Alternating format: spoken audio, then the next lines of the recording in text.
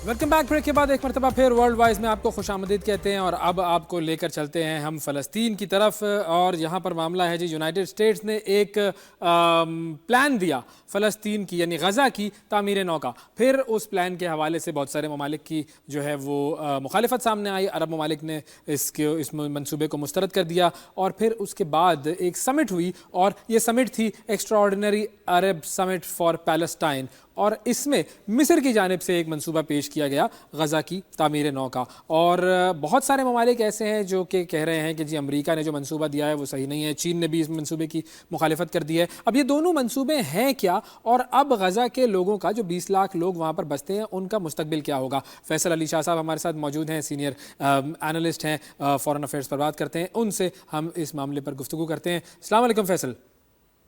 जी वालेकुम अस्सलाम। फैसल, मैं चाहूँगा सबसे पहले तो आप हमारे नाजरीन के लिए जो दोनों मंसूबे हैं, ट्रंप का मंसूबा और मिस्र का मंसूबा, इसके दरमियान जो डिफरेंस है वो थोड़ा सा हमारे नाजरीन को अगर आप बता सकें। जी बिल्कुल, देखिए ट्रंप साहब ने एक बड़ा इंटरेस्टिंग मंसूबा दिया गज़ा की रिकंस्ट्रक्शन का। उन्होंने कहा कि ये जो गज़ा है ये तो सारा तबाह हो गया है, तो अब यहाँ पे लोगों के ये रहने के काबिल नहीं रहा है, तो यहाँ के जो लोग हैं उनको हम यहाँ से निकाल के उर्दून भेज देंगे और मिस्र भेज देंगे और वहाँ पे उनके बड़े अच्छे घर बना देंगे, वो बड़े सुकून से रहेंगे, ना उनको कोई किसी को मारने का खौफ होगा गोली से, ना किसी को छुरे से मारने का खौफ होगा, और वो बड़ी अपनी ज़िंदगी आराम से गुजारेंगे। और ये जो पीस है गज़ा का, ये हमें मिल जाएगा, इजराइल इस जंग के बाद हमें दे देगा। पहले उन्होंने कहा कि हम इसको खरीद लेंगे, फिर उन्होंने कहा नहीं, हम कोई पैसा नहीं इसमें लगाएंगे, इजराइल ये हमें वैसे दे देगा, तो ये हमारी प्रॉपर्टी बन जाएगा। और उसके बाद हम इसको एक डेवलप करेंगे बहुत खूबसूरत रिजॉर्ट में। और उसकी वो एक वीडियो और भी उन्होंने अपने ट्विटर अकाउंट से शेयर की थी कि भाई वो तो एक जी अजीब ही जगह बन गई है गज़ा। जी। बिल्कुल। अच्छा, और उन्होंने अब पैसा कहाँ से आएगा? पैसा आएगा जो हमारे अरब दोस्त हैं वो इसमें पैसा लगाएंगे, यानी सऊदी अरब और बाकी जो गल्फ कंट्रीज हैं वो इसमें पैसा लगाएंगे, और हम इसको एक बड़ा खूबसूरत जगह बना देंगे। और हमें सही अपने ना फौजी भेजने की ज़रूरत है, ना हमें अपनी कोई और इन्वेस्टमेंट करने की ज़रूरत है, लेकिन ये होगी प्रॉपर्टी यूएस के पास। सही। अब इसके क्या मुहर्रकात हो सकते हैं ये देखने की ज़रूरत है। मेरी समझ में दो मुहर्रकात इसमें आते हैं। एक तो मुहर्रिक ये हो सकता है कि जो आपको याद होगा कि एक बेन गुरियन जी कैनाल जी का प्रोजेक्ट जी। 60 की दिहाई के अवाखिर में ये प्रोजेक्ट इसराइल ने बनाया था, और ये बेन गुरियन जो है ये बेसिकली स्विस कैनाल का नेमुल बदल नेबुल है, बदल, उसका बिल्कुल। मुतबादिल है, क्योंकि इसराइल ये नहीं चाहता कि उसकी जो सी बॉन्ड ट्रेड है जो कि खलीज फार्स से आ रही है या यूरोप से आ रही है, वो किसी भी तरह मिस्र की मोहताज हो। सही। तो उन्होंने एक प्लान बनाया, और उस प्लान में ये जो गज़ा का नॉर्दर्न पार्ट है, जो शुमाली इलाका है, ये भी उसमें आता है। तो ये बहुत अरसे से पेंडिंग था प्लान। जी हो सकता है कि ये उसके पीछे एक मुहर्रिक हो। दूसरा मुहर्रिक जो मुझे समझ आता है वो एक रियल एस्टेट माइंड मुझे समझ आता है कि हो सकता है कि वो चाहते हो कि जी यहाँ पे इसको एक बड़ा खूबसूरत हम रिजॉर्ट बना के फिर यहाँ से हम पैसा कमाएं और वो बिल्कुल। हमारी इकोनॉमी कंट्रीब्यूट करें। अब मिस्र का तो जो ये तो मंसूबा है वो क्या कहता है? जी, मिस्र का मंसूबा ये कहता है कि उन्होंने कहा है कि जी हम गज़ा को 4.5 से 5 साल के दौरान रीबिल्ड करेंगे 3 फेजेस में, जिसमें $53 बिलियन लगेंगे। और ये $53 बिलियन की जो रकम आई है, ये एक यूएन की, यूरोपियन यूनियन की और वर्ल्ड बैंक की एक रिपोर्ट है, जिसमें उन्होंने कहा है कि जी 53 मिलियन सही। डॉलर चाहिए, $53 बिलियन चाहिए गज़ा की रिकंस्ट्रक्शन में। तो ये वही रकम उन्होंने ली है, और उसको 3 फेजेस में उन्होंने। और ये रकम कहाँ से आएगी? जी, ये रकम भी जो मिस्र है उसने रिक्वेस्ट की है तमाम ममालिक से, दुनिया से, कि जी आप कंट्रीब्यूट करें, अरब ममालिक कंट्रीब्यूट करें, जो इंटरनेशनल फाइनेंशियल इंस्टीट्यूशंस हैं बड़े बड़े, उनसे रिक्वेस्ट की है कि वो इसमें कंट्रीब्यूट करें। अभी तक कोई डिसाइडेड नहीं है कि ये रकम कहाँ से आएगी, लेकिन इसको 3 फेजेस में बनाया गया है।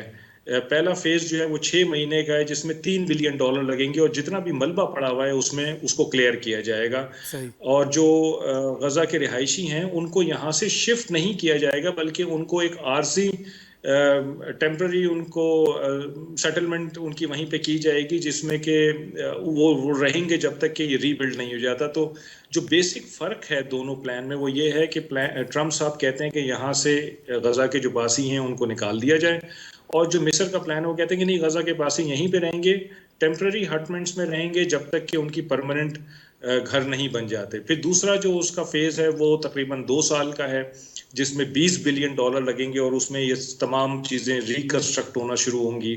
اس کے بعد پھر تیسرا فیز ہے جو کہ تقریباً 2.5 سال کا ہے اور وہ اس میں $30 بلین لگیں گے. صحیح. تو اچھا اب ایک وہ چیز یہ کہ امریکہ والا منصوبہ تو ہے وہ تو چلو یہ کہتا ہے کہ یہ خطہ ہمارے پاس آ جائے گا پھر ہم اس کا جو چاہے کریں. جو مصر والا منصوبہ ہے اس میں جب ری بلڈنگ ہو جائے گی تو یہ بات کسی نے سوچی کہ اگر ری بلڈنگ ہم نے کر بھی دی تو اسرائیل تو جو بمباری کر رہا ہے وہ کرتا رہے گا تو یہ ری بلڈنگ کا فائدہ کیا ہوگا؟ دیکھیے جو مصر کا منصوبہ ہے نا اس میں ایک اور بڑی امپورٹنٹ چیز یہ ہے کہ وہ کہتے ہیں کہ پہلے 6 مہینے کے لیے یہاں پہ ایک ٹیکنوکریٹس کی حکومت بنائی جائے جو اس سارے ریکنسٹرکشن کو اور اس سارے معاملات کو دیکھے اور وہ سارے ٹیکنوکریٹ جو ہیں فلسطینی ہونے چاہیے. صحیح. اور پھر اس کے بعد یہاں پہ الیکشنز ہونے چاہیے لیجسلیٹو الیکشنز اور پریزیڈینشیل الیکشنز اور پھر پیلسٹینین اتھارٹی کا کمپلیٹ کنٹرول یہاں پہ ہونا چاہیے. اب یہ جو دونوں پلان ہیں اس میں ایک چیز مشترک ہے اور وہ مشترک یہ ہے کہ دونوں نے حماس کے کسی بھی رول کو رول آؤٹ کر دیا ہے. جی. یعنی جو ٹرمپ صاحب ہیں وہ بھی کہتے ہیں کہ یہاں پہ تو فلسطینی ہی کوئی نہیں ہوگا تو حماس بھی کوئی نہیں ہوگا. اور جو مصر کا منصوبہ ہے اس میں بھی حماس کا رول نہیں ہے بلکہ پیلسٹینین اتھارٹی کا رول ہے. تو ہم لوگوں نے جو عرب ممالک ہیں انہوں نے اس چیز کو اپریشیٹ تو کیا ہے لیکن کیا حماس اس کے لیے ایگریڈ ہے؟ کیا اسرائیل اس کے لیے راضی ہے؟ یہ دو بڑے سوال ہیں جو ابھی تک حل نہیں ہو پائے ہیں. صحیح. اب ان دونوں منصوبوں کو دیکھا جائے تو زیادہ جو منصوبہ ہے وہ بہت سارے ممالک مصر والے منصوبے کے حوالے سے بات کر رہے ہیں. اگر پریکٹیکلی چلیں ہم ہائپوتھیٹیکلی یہ کہتے ہیں کہ صحیح ہے اس منصوبے کی طرف لوگ جائیں گے تو آپ کو لگتا ہے کہ اس منصوبے کو شروع کرنے میں اسرائیل کی طرف سے کوئی جو ہے وہ مسائل سامنے نہیں آئیں گے؟ دیکھیے اسرائیل جب تک اس منصوبے کو نہیں مانے گا جب تک تو ظاہری بات ہے یہ منصوبہ شروع نہیں ہو سکتا. اسرائیل کو آن بورڈ لینا پڑے گا. اور ابھی بھی آپ دیکھیں جو سیز فائر ہے اس میں بھی اسرائیل نے یہ جو فرسٹ فیز تھا وہ پچھلے ہفتے کو ختم ہو گیا اور اسرائیل نے کہا ہے کہ 50 دن کا ایکسٹینشن اس کو دے دیں اور اس 50 دن میں میری فوجیں تو یہاں رہیں گی لیکن جو مغوی ہیں جن کو جو حماس کی کیپٹیوٹی میں لوگ ہیں ان کی حراست میں لوگ ہیں ان کو وہاں سے رہا کر دیا جائے. تو یہ بیسیکلی جو اوریجنل ڈیل ہوئی تھی سیز فائر کی اس کے منافی ہے. تو اسرائیل اور امریکہ جو ہیں وہ پلانز تو چینج کرتے جا رہے ہیں اور اوریجنل لائن پہ نہیں چل رہے ہیں. تو جب تک یہ لوگ آن بورڈ نہیں ہوں گے یہ مشکل ہے کام آگے بڑھنا. کسی بھی اس کا مطلب ہے منصوبے کی طرف ہم جا نہیں سکتے جب تک یہ سارے لوگ آن بورڈ نہ آ جائیں. جی بالکل بالکل ایسے ہی ہے. اچھا اب ایسی صورتحال میں فائنلی جو غزہ کے جو لوگ ہیں جو 20 لاکھ لوگ وہاں پر ہیں ان کا مستقبل آپ کیا دیکھتے ہیں پھر؟